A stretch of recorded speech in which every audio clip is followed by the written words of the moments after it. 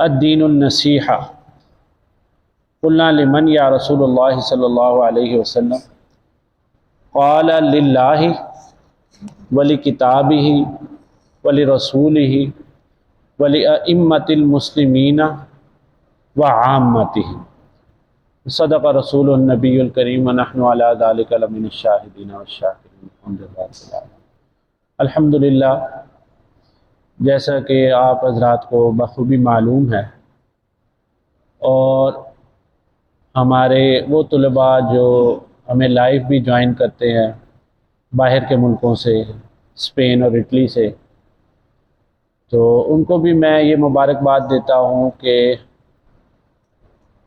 قرآن کی تعلیم کو عام کرنے کے اتنے انعامات ہیں اللہ کے حضور، اتنے انعامات ہیں کہ اللہ فرماتا ہے کہ لہم اجر غیر ممنون، کہ ان لوگوں کے لیے اتنے انعام اور فیوز اور برکات ہیں کہ جو کوئی گن نہیں سکتا۔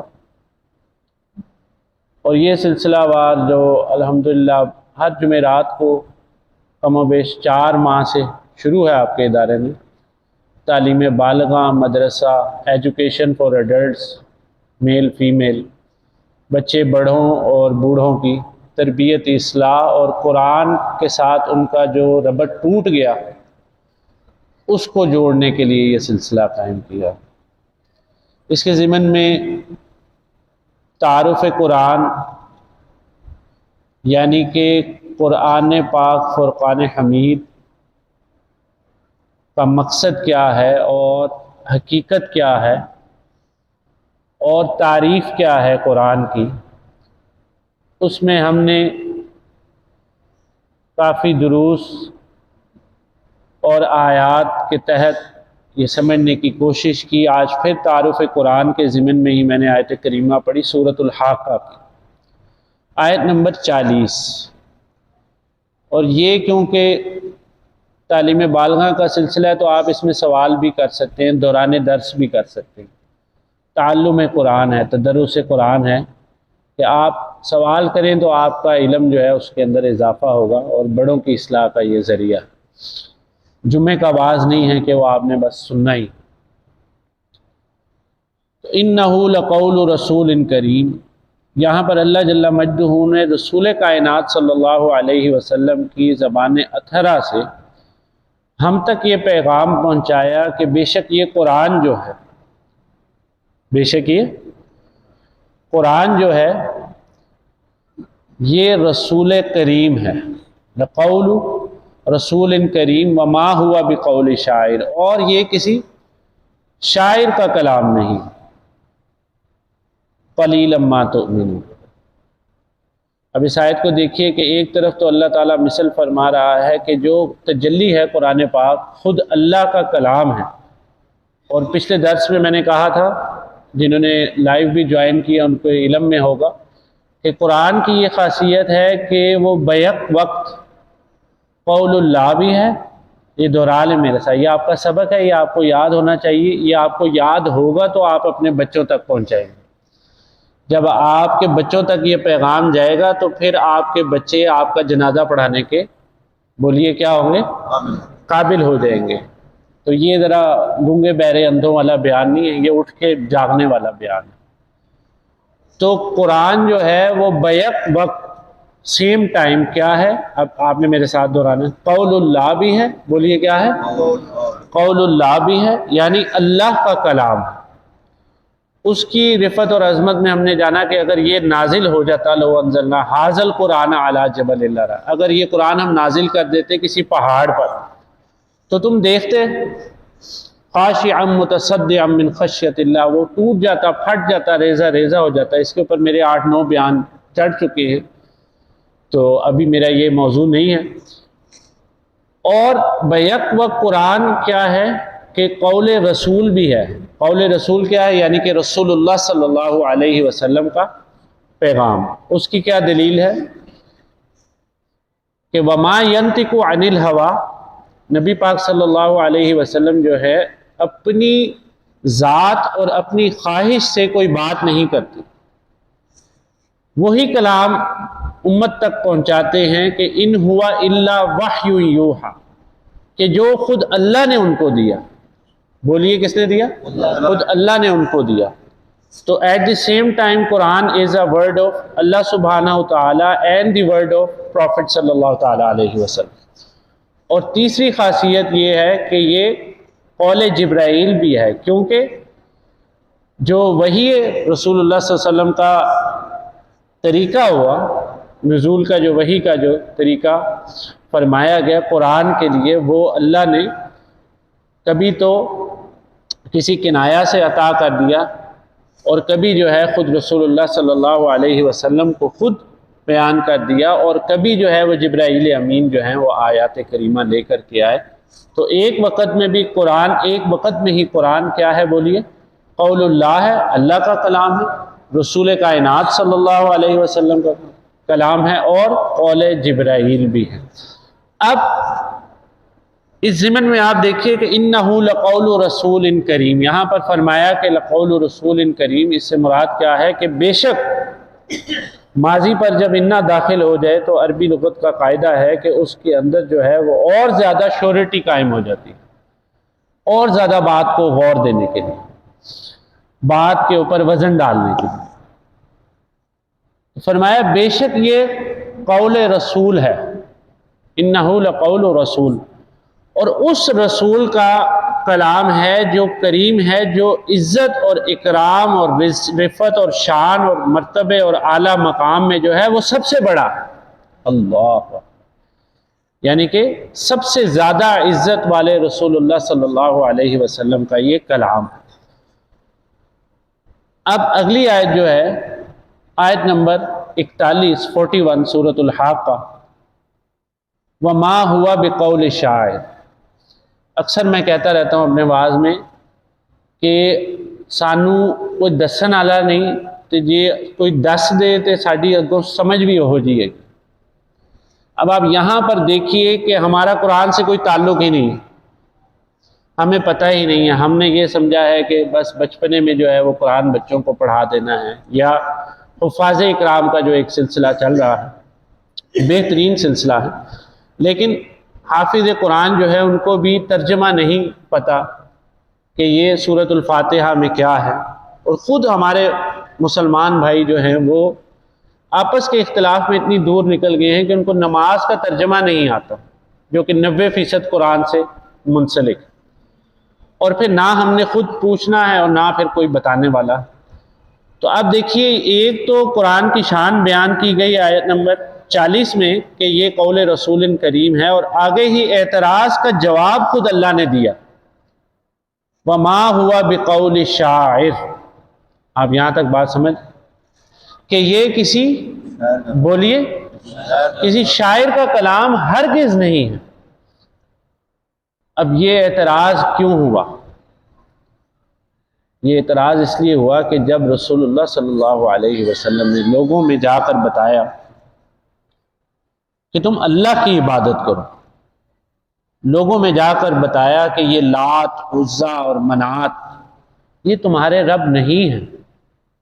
سارے انبیاء علیہ السلام کی دعوتوں کو جمع کر کے دیکھا جائے تو رسول اقدس صلی اللہ تعالی علیہ وسلم کی جو دعوت اقدسہ ہے وہ سب سے عظیم الشان، کہ یہ جو بتوں کے خلاف سیدنا حضرت ابراہیم علیہ السلام نے مہم کیا، اور فرمایا کہ یہ بت جو ہیں یہ نہ دیکھتے ہیں، نہ سنتے ہیں، نہ کھاتے ہیں، تو یہ تمہیں کوئی فائدہ نہیں دے سکتے.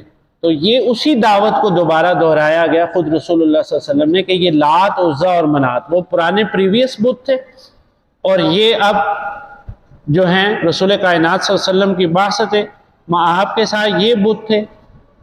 اور آج ہماری ذات کے اندر جو ہے وہ ہماری اپنی میں کا بت ہے. وہ کس کا بت ہے؟ ہماری اپنی میں کا بت ہے، جو ہمیں تکبر کی طرف لے کر کے جاتا ہے، جو ہمیں حسد کی طرف لے کر کے جاتا ہے، جو حرص کی طرف لے کر کے جاتا ہے، قطع تعلقی کی طرف لے کر کے جاتا ہے، حتیٰ کہ ہر گناہ کی طرف ہماری ذات کا بت ہمیں لے کر کے جاتا ہے. تو یہاں پر جب آپ سرکار علیہ السلام نے انکار کیا ان کے جھوٹے معبودوں کا، تو پھر انہوں نے اعتراض کیا کہ یہ جو کلام یہ پڑھتے ہیں، کیونکہ عرب میں بڑا فصیح کلام تھا اور وہ شعر و شاعری سے بڑا تعلق رکھتے تھے، تو انہوں نے یہ سمجھ لیا نعوذ باللہ کہ شاید یہ بھی کوئی یہ کلام ہے۔ آپ دیکھیے نا، اس وقت بک آف قرآن نہیں تھی، تعارف قرآن آپ کو بتا رہا ہوں۔ ہم نے تو سمجھا بس بچی کو رخصت کرنا ہے تو اس کے ساتھ پہ ہم نے ایسے قرآن پاک رکھ دیں، تو پورا کا پورا مقصد جو ہے قرآن کے نزول کا وہ پورا ہو جانا، یا ایک گفٹ میں دے دینا، اچھے سے غلاف میں ہم نے کلام دے دینا ہے، اور جب مر جانا ہے، جب ہم نے خود ہی اس دنیا کے قابل نہیں رہنا، تو تب جو ہے کسی ملا و قاری کو بلانا ہے اور کہنا ہے کہ جنازہ پڑھا دے، اور وہ جنازہ جو قرآن سے پڑھایا جا رہا ہے، اور وہ جنازہ جو خود سمجھ بھی نہیں آ رہا، میت کو پتہ ہی نہیں ہے کہ کیا کنسرن تھا اس جنازے کا، تو یہ بڑی المناک حقیقتیں ہیں۔ اور مسلمانوں کا دیکھیے کہ حرم جو ہے وہ ایک ہے، بولیے کیا ہے؟ حرم ایک ہے۔ روضہ رسول اللہ صلی اللہ علیہ وسلم کیا ہے؟ ایک ہے، ٹھیک ہے۔ اللہ کا بنایا ہوا آسمان ایک ہے، زمین ایک ہے، قرآن ہمارا ایک ہے، اسلام ہمارا ایک ہے، لیکن ہم اس قرآن کو ہی نہیں جانتے۔ تو جب آپ نے قرآن کی آیات پڑھی ان کے آگے، کفار و مشرکین کے آگے، تو انہوں نے، آج بھی یہ معاشرے میں ہوتا ہے کہ جس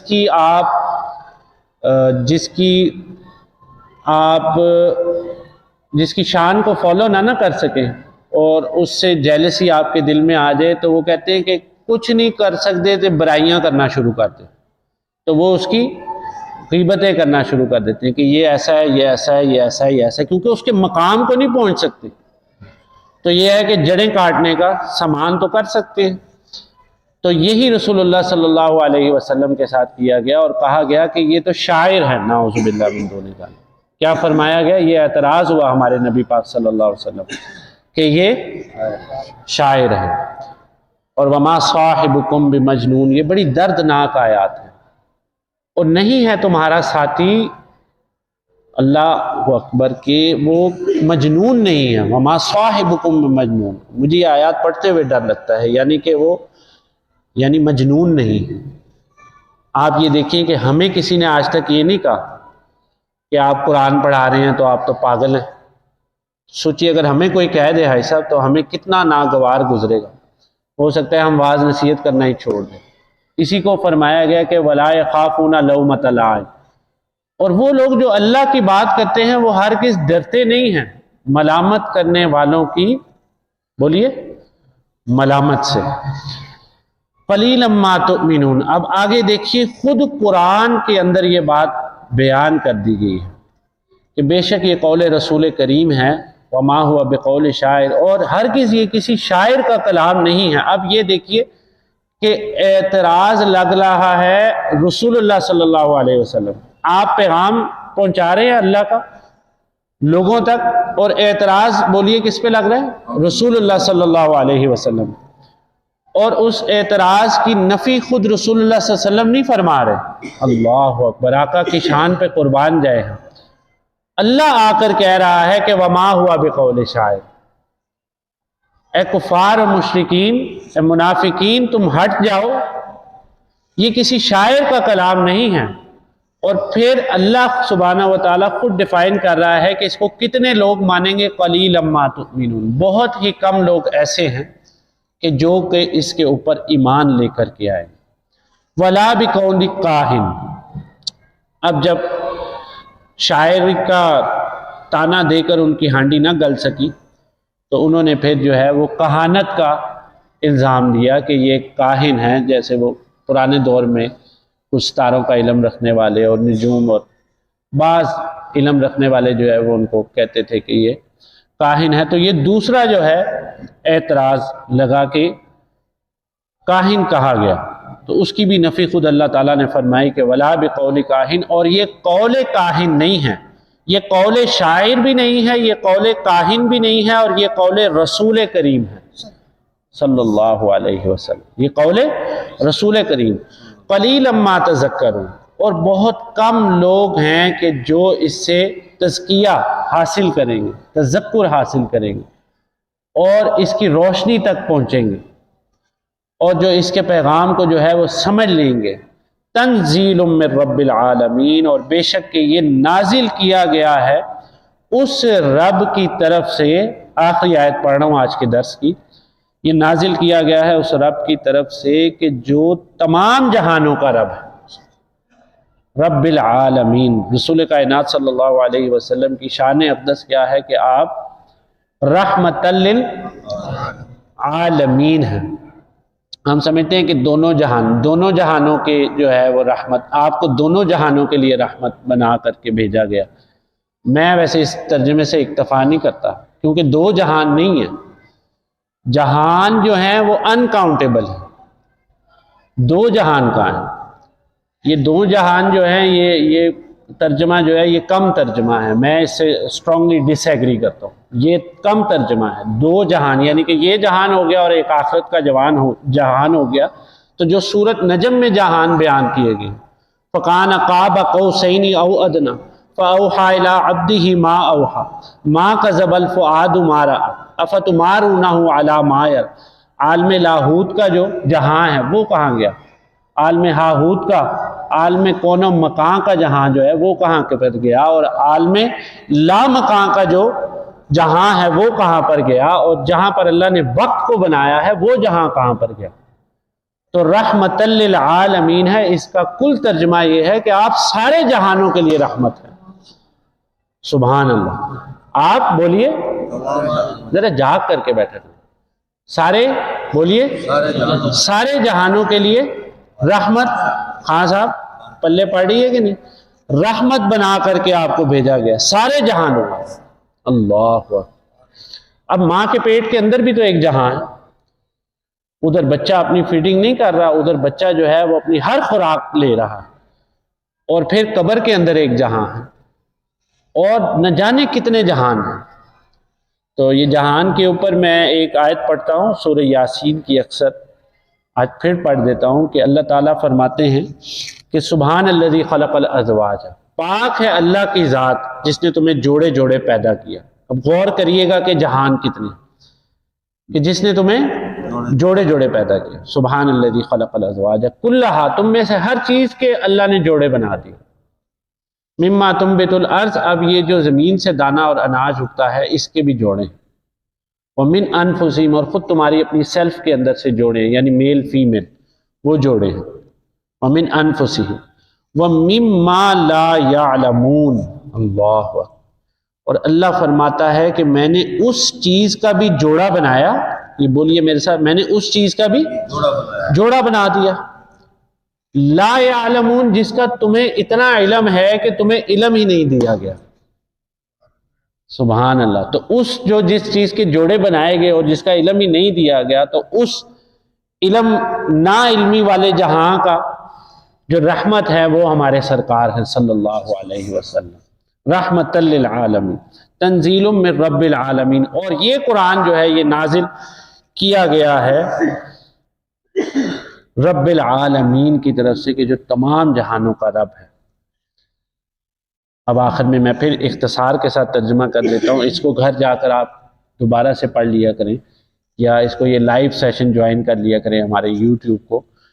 فلا اقسم بمواقع النجوم، نہیں، انہ لقول رسول کریم. یہ آیت نمبر 40 ہے، میرے ساتھ دہرا لیں کہ یہ ہر کس جو ہے یہ قول جو ہے یہ رسول اللہ صلی اللہ علیہ وسلم کا قول ہے. قرآن جو سب سے زیادہ عزت اور اکرم اور رفعت والے. وما ہوا بقول شاعر، اور یہ قول شاعر نہیں ہے، یہ قول شاعر نہیں ہے. قلیلا ما تؤمنون، بہت کم ہے تم میں جو ایمان لے کر کے آئیں گے. ولا بقول کاہن، اور یہ قول کاہن بھی نہیں ہے. قلیلا ما تذکرون، بہت کم ہے تم میں کہ جو تزکیہ نفس حاصل کر لیں گے یا اس کی نصیحت کو پائیں گے. تنزیل من رب العالمین، اور یہ نازل کیا گیا ہے اس رب کی طرف سے جو کہ تمام جہانوں کا رب ہے. یہ قول کاہن بھی نہیں ہے، یہ قول شاعر بھی نہیں ہے، اور یہ قول رسول کریم ہے. یہ قرآن ہے اور یہ قرآن کی شان ہے. تو ہمیں چاہیے یہ کہ ہم اپنی روزمرہ کی زندگی کے اندر قرآن سے جو تعلق ہمارا ٹوٹ گیا ہے ہم اس کو جوڑ لیں. یقین جانیے یہ قرآن ہی آپ کے کام آئے گا. اور قرآن کی ایک اور خاصیت ہے کہ فرمایا رسول کائنات صلی اللہ علیہ وسلم نے کہ القرآن حجت لک او علیک، یہ قرآن جو ہے یا یہ تیرے حق میں کھڑے ہو کر گواہی دے گا، اللہ اکبر، اب یہ میرے ساتھ دہرائیں، یہ کیا کرے گا؟ یہ ہمارے حق میں، آواز سے بولیں، کھڑے ہو کر گواہی دے گا کہ اے اللہ اس بندے کو عذاب نہ دے، یہ گناہ کرتا تھا، اس نے چوری کر لی، اس سے غلطیاں ہو گئی، لیکن یہ میری طرف لپکتا تھا، یہ تیرے کلام کو سچا جانتا تھا، یہ تجھے جاننے کی، تیرے پیغام کو جاننے کی کوشش کرتا تھا، تو یہ ہمارے حق میں کیا دے گا؟ بولیے، گواہی دے گا۔ القرآن حجت لک۔ اور اگر ہم اس قرآن کو نہیں پڑھیں گے، چھوڑ دیں گے، جیسے ایک آیت میں قرآن کی کہ انہوں نے جو ہے اللہ کی کتاب کو جو ہے وہ پیٹھ پیچھے ڈالا ہوا ہے، اور ان کی مثال جو ہے وہ گدھے سے بڑھ کے اور کچھ بھی نہیں ہے۔ آج آپ مائکروسافٹ کی بک جو ہے وہ گدھے کے اوپر لاد دیں تو گدھا تو گاں گاں کرتا ہوا آگے ہی چلا جائے گا، وہ اس میں سے کوئی نیا بل گیٹس تو نہیں تیار کرے گا۔ تو ہماری تو اس گدھے سے بدتر مثال ہے، یہ قرآن میں موجود ہے۔ برا مناتے بھی ہیں تو منا لیں، قرآن کی بات کرنا ہمارا جو ہے وہ مقصد۔ تو یہ جب آپ اس قرآن کو چھوڑ دیں گے تو پھر کیا حکم ہوگا کہ آپ کے خلاف یہ قرآن گواہی دے گا۔ القرآن حجت لک او علیک، پھر یہ قرآن ہی کہے گا کہ اللہ اس بندے کا حساب لے، تو نے 1,24,000 انبیاء علیہ السلام کو بھیجا دنیا میں کہ تیرا پیغام لوگوں تک پہنچا۔ قرآن ان کے گھر میں تھا، غلافوں میں تھا، اور ان کے جیسے ہماری مارکیٹ میں مجھے آج کل تجربہ ہو رہا ہے کہ لوگ جو ہمارے تاجر بھائی ہیں، یہ تاجر بھائیوں کے لیے خصوصی بات کرتا ہوں، کہ جب وہ دکان کو بند کرتے ہیں تو میں نے دیکھا ہے کہ ان میں انرجی، ایک نئی انرجی آ جاتی ہے، ایک نئی انرجی آ جاتی ہے، ہر ایک بٹن کا، بریکر کا خیال رکھتے ہیں، حالانکہ سارے دن کی محنت ہوتی ہے اور تھکے ہوتے ہیں، تو وہ بڑے ہی اچھے اور کانشیس لیول سے اپنی دکانوں کو بند کرتے ہیں۔ آپ بات کو اس کو مانتے ہیں، ایگری کرتے ہیں؟ تو جتنی اہمیت سے ہم دکان کو بند کرتے ہیں، اگر اے کاش کہ ہم اتنی اہمیت سے قرآن کے پیغام کو سمجھنا شروع کر دیں نا، تو اللہ اکبر، ہماری قوم کی قسمت ہی بدل جائے۔ وَأَقُولُ قَوْلِي هَذَا وَآخِرُ دَعْوَانَا الْحَمْدُ لِلَّهِ رَبِّ الْعَالَمِينَ۔ اور